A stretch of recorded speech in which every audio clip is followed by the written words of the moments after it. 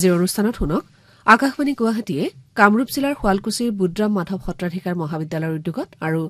পূব বংশৰ মহাবিদ্যালয়ৰ সহযোগত আন্তৰ্জাতিক মাতৃভাষা দিৱস উদযাপন কাৰ্যসূচীৰ অংশবিশেষ আকাশবাণীৰ মূলমন্ত্ৰই হৈছে বহুজন হিতায় বহুজন সুখায় বহুজনৰ হিত আৰু কল্যাণ সাধনৰ লক্ষ্যৰে কাম কৰি অহা আকাশবাণীয়ে তথ্য শিক্ষা আৰু মনোৰঞ্জন প্ৰদানত ব্ৰতী হৈ অহাৰ সমান্তৰালভাৱে ভাষাটো শুদ্ধকৈ কোৱা আৰু লিখাৰ বাবেও সকলোকে অনুপ্ৰাণিত কৰি আহিছে এনে প্ৰয়াসৰ অংশ হিচাপে যোৱা 21 ফেব্ৰুৱাৰীত আকাশবাণী গুৱাহাটীৰ আঞ্চলিক বাতৰি বিভাগে কামৰূপ জিলাৰ শুৱালকুছিৰ বুদ্ৰাম মাধৱ সত্ৰাধিকাৰ মহাবিদ্যালয়ৰ উদ্যোগত আৰু পূব বংশৰ মহাবিদ্যালয়ৰ সহযোগত আন্তৰ্জাতিক মাতৃভাষা দিৱস উদযাপনত অংশ লয় শুৱালকুছিৰ বুদ্ৰাম মাধৱ সত্ৰাধিকাৰ মহাবিদ্যালয়ত আয়োজিত এই জনসম্পৰ্ক কাৰ্যসূচীত মহাবিদ্যালয় দুখনৰ শতাধিক ছাত্ৰ ছাত্ৰী তথা শিক্ষক শিক্ষয়িত্ৰীয়ে অংশগ্ৰহণ কৰে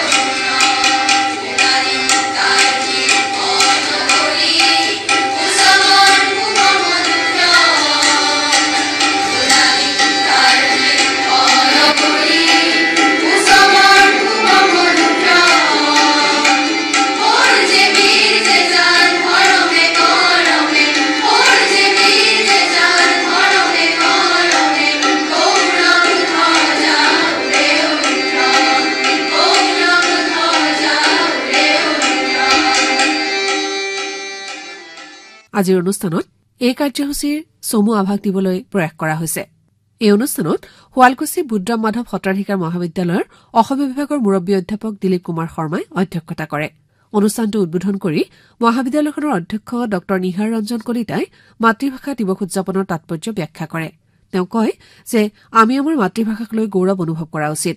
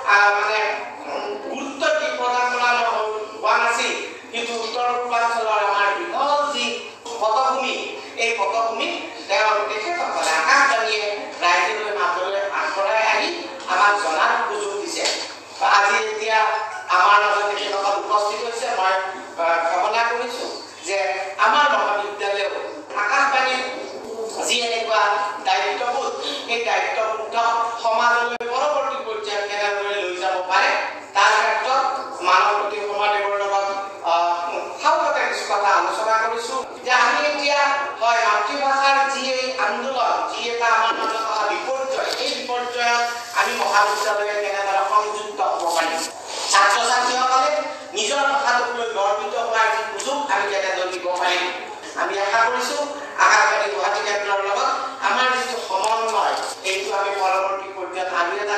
দীঘলীয়া ক্ষেত্ৰলৈকে দিগন্তলৈকে লৈ যাব পাৰিম আমি যিখিনি আমাৰ আন্তঃগাঁথনি আছে ইতিমধ্যে ব্যৱহাৰ কৰিব পাৰোঁ নেকি আৰু যিকোনো ধৰণৰ প্ৰাকৃতিক দুৰ্যোগ বা যি স্থানীয় শিল্প ব্যৱসায় বাণিজ্য গীত মাত প্ৰচাৰৰ ক্ষেত্ৰত কমিউনিটি কেন্দ্ৰৰ যথেষ্ট ভূমিকা আছে গতিকে আমি আশা ৰাখি পৰৱৰ্তী দিনত ministry of broadcasting and information and ব্ৰডকাষ্টিঙৰ লগত আমি আলোচনা কৰি আমাৰ মহাবিদ্যালয়ত এটা খুলিব পাৰোঁ নেকি তেনেকুৱা কেন্দ্ৰ এটা তাৰ উপৰিও আমাৰ যি এনিমেশ্যন এণ্ড গ্ৰাফিক ডিজাইনৰ নিজস্ব ৰেকৰ্ডিং কেন্দ্ৰ আছে মই কৰ্মাদেৱী দেখিছে মই আকাশবাণী বিভাগৰ বাকী বিষয়ববীয়াসকলকো সেই কেন্দ্ৰটো চাবলৈ অনুৰোধ কৰিছোঁ আৰু আমি এটা প্ৰস্তাৱ ৰাখিছোঁ যে আকাশবাণীৰ তৰফৰ পৰা যদি এই অঞ্চলৰ কিবা মাত কথা ৰেকৰ্ডিং কৰাৰ প্ৰয়োজনীয়তা আদি পৰে তেখেতসকলে স্থানীয়ভাৱে আমাৰ মহাবিদ্যালয়ৰ কেন্দ্ৰটো সেই কামখিনি কৰিবলৈ পাব সেই সুযোগ আমি দিলে আমাৰ আন্তঃগাঁথনিৰ ব্যৱহাৰ লগতে আকাশবাণীৰ দৰে মহান অনুষ্ঠান এটাকো আমি সহায় কৰাৰ নিচিনা হ'ব পৰৱৰ্তী পৰ্যায়ত আকাশবাণীৰ লগত আমি সংযুক্ত হৈ আমাৰ ছাত্ৰ ছাত্ৰীসকলে ইয়াতে যদি কথা কবিতা আদি ৰেকৰ্ডিং কৰে আৰু সেইটো যদি গুৱাহাটী কেন্দ্ৰই প্ৰচাৰৰ দিহা কৰে যুৱবাণী বা অন্যান্য অনুষ্ঠানত তেনেহ'লে আমি হয়তো আকৌ এটা যিটো আমাৰ এই মানে সমন্বয় এই সমন্বয়টো এটা বহল পৰ্যায়লৈকে লৈ যাব পাৰিম হয় মাতৃভাষাৰ বিকাশ মানে কেৱল মাতৃভাষাত কথা কোৱা বা অন্যান্য ভাষাত কথা নোকোৱাৰেই পাৰ্থক্য নহয় মাতৃভাষাৰ বিকাশৰ লগত মই মোৰ সৃষ্টিশীলতা মই মোৰ দৃষ্টিভংগীকো বিশাল কৰাৰ প্ৰয়োজন আছে গতিকে আন্তৰ্জাতিক মাতৃভাষা দিৱসে আমাৰ ছাত্ৰ ছাত্ৰীক তেনেকুৱা সুযোগ দিব বুলি মই আশা ৰাখিছোঁ লগতে দুয়োখন মহাবিদ্যালয়ৰ অসমীয়া বিভাগে এই খেলত মুখ্য ভূমিকা গ্ৰহণ কৰি আকাশবাণী যিয়ে নেকি ৰাইজৰ একেবাৰে তৃণমূল পৰ্যায়লৈকে যোৱাৰ ক্ষমতা আছে সেই ক্ষমতাক ব্যৱহাৰ কৰি আমি আমাৰ এই অঞ্চলটোৰ শিল্প সাহিত্য কৃষ্টি সংস্কৃতি সকলোৰে বিকাশত সহায় কৰিব পাৰিম বুলি আশা ৰাখি দুয়োখন মহাবিদ্যালয়ৰ সংযুক্ত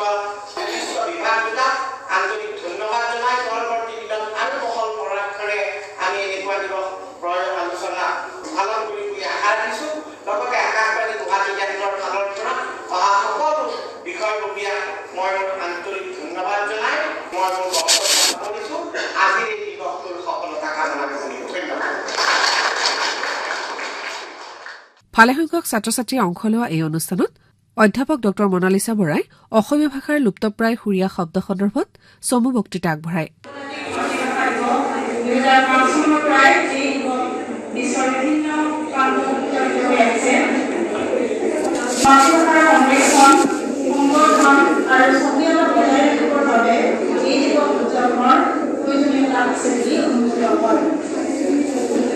প্ৰত্যেক ব্যক্তিগত মাতৃভাষা প্ৰতি যেনে গভীৰ সম্পৰ্ক মই মাতৃভাষাৰ লগতো প্ৰত্যেকজন ব্যক্তিয়ে তেনে সম্পৰ্ক আছে আমাৰ মাতৃভাষা অসমীয়া এটা অতি সমৃদ্ধিশালী ভাষা আৰু এই ভাষা প্ৰাচীন কালৰ পৰাই বিভিন্ন সাহিত্য সম্পদেৰে চহকী কেৱল লিখিত সাহিত্যতেই নহয় লোকসাহিত্যৰ ক্ষেত্ৰতো অসমীয়া ভাষা অতি সমৃদ্ধ শব্দভণ্ডাৰৰ ক্ষেত্ৰত অসমীয়া ভাষা যথেষ্ট প্ৰাচীন যুগৰ পৰাই আৰ্যমূলীয় শব্দৰ উপৰিও আৰবী ফাৰ্চী দেশী বিভিন্ন শব্দেৰে অসমীয়া ভাষাৰ সমৃদ্ধ এটা দেখিবলৈ পোৱা যায় অসমীয়া শব্দভণ্ডাৰলৈ মন কৰিলে দেখা যায় যে সময়ৰ পৰিৱৰ্তনৰ লগে লগে শব্দভণ্ডাৰতো যথেষ্ট পৰিৱৰ্তনে দেখা দিছে অৱশ্যে ভাষাৰ ক্ষেত্ৰত শব্দৰ ৰূপ নতুন শব্দৰ সৃষ্টি শব্দৰ পৰিৱৰ্তন একো নতুন কথা নহয় সময়ৰ পৰিৱৰ্তন বা সমাজ ব্যৱস্থাৰ পৰিৱৰ্তনৰ লগে লগে অসমীয়া ভাষাত ব্যৱহৃত শব্দসমূহতো পৰিৱৰ্তন আমাৰ ভাষাত আগতে ব্যৱহাৰ হৈ অহা কিছুমান শব্দ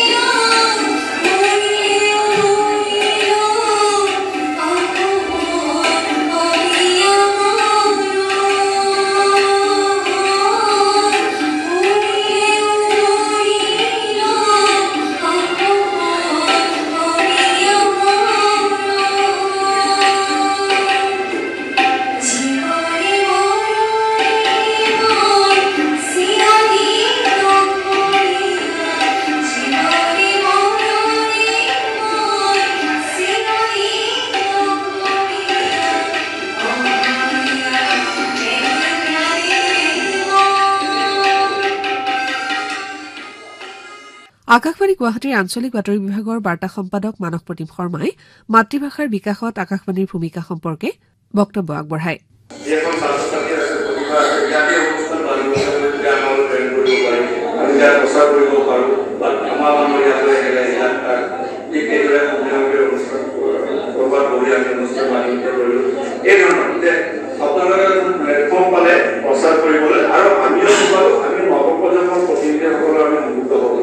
কেৱল কথা জানিব লাগিব তেওঁলোকে ঈদত কি শুনিব বিচাৰে বা তেওঁলোকে কি ধৰণৰ অনুষ্ঠান বিচাৰে গতিকে দুয়োফালৰ পৰা মই ভাবো লাভজনক হ'ব গতিকে আজি আমাৰ প্ৰথম আৰম্ভণি বিশেষ দীঘলীয়া নকৰোঁ আটাইকে এই দিনৰ শুভেচ্ছা জ্ঞাপন কৰিলোঁ কিন্তু বৰ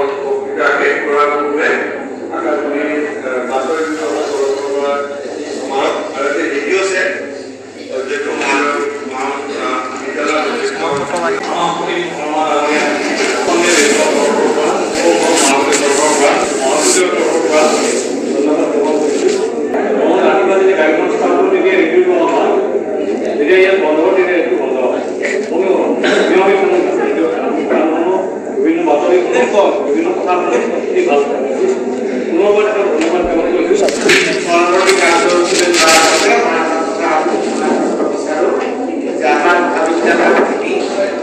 ছমাহৰ পৰা এটা কাম কৰি আছো আমাৰ যিটো ৰাজহুৱা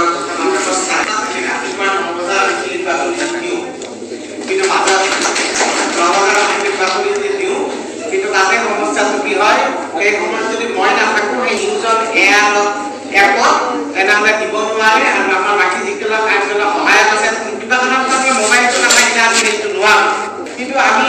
মই মনেৰে ভাবি আছিলোঁ যে কেনেকৈ এই সমস্যাটোৰ সমাধান কৰিব পাৰিম আৰু আজি এই সমস্যাটোৰ সমাধানো অন্ততঃ এই চেটটোৰ পৰা আমি এতিয়া ৰাতিপুৱা আঞ্চলিক বাতৰি আমাৰ ছাত্ৰ ছাত্ৰীসকলৰ বাবে আমাৰ মোবাইল নোহোৱাকৈ শুনাৰ ব্যৱস্থা হৈছে গতিকে তাৰ বাবে মই আঞ্চলিক বাতৰি বিভাগৰ প্ৰমুখ বিষয়ববীয়া মানৱ প্ৰতীক শৰ্মা ডাঙৰীয়াকে ধৰি আন্তৰিক ধন্যবাদ কৰ্তৃপক্ষৰ পৰা স্বীকাৰ কৰিছোঁ। মহাবিদ্যালয়খনৰ অধ্যাপক বিপুল কুমাৰ দাসে মাতৃভাষাৰ প্ৰয়োজনীয়তা আৰু এই ক্ষেত্ৰত আকাশবাণীৰ ভূমিকাত আলোকপাত কৰে। অনুষ্ঠানত সামৰণি ভাষণত সভাপতি দিলীপ কুমাৰ শৰ্মাই অসমীয়া ভাষা থাকিলেহে অসমীয়া জাতিৰ অস্তিত্ব বৰ্তি থাকিব বুলি মন্তব্য কৰে। অনুষ্ঠানত ছাত্ৰ ছাত্ৰীসকলৰ মাজত আকাশবাণী গুৱাহাটীৰ আঞ্চলিক বাতৰি বিভাগে আকাশবাণী বিষয়ক এখনি কুইজ প্ৰতিযোগিতাৰো আয়োজন কৰে। আকাশবাণীৰ অশোক কুমাৰ বায়নে এই কুইজ প্ৰতিযোগিতা পৰিচালনা কৰে।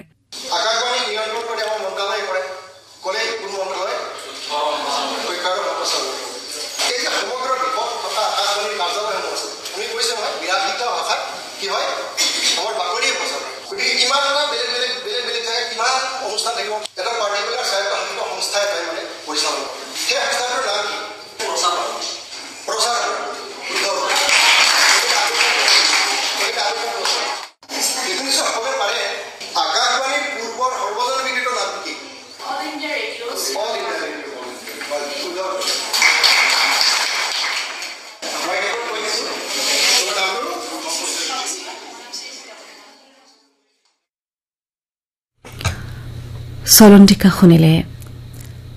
এয়া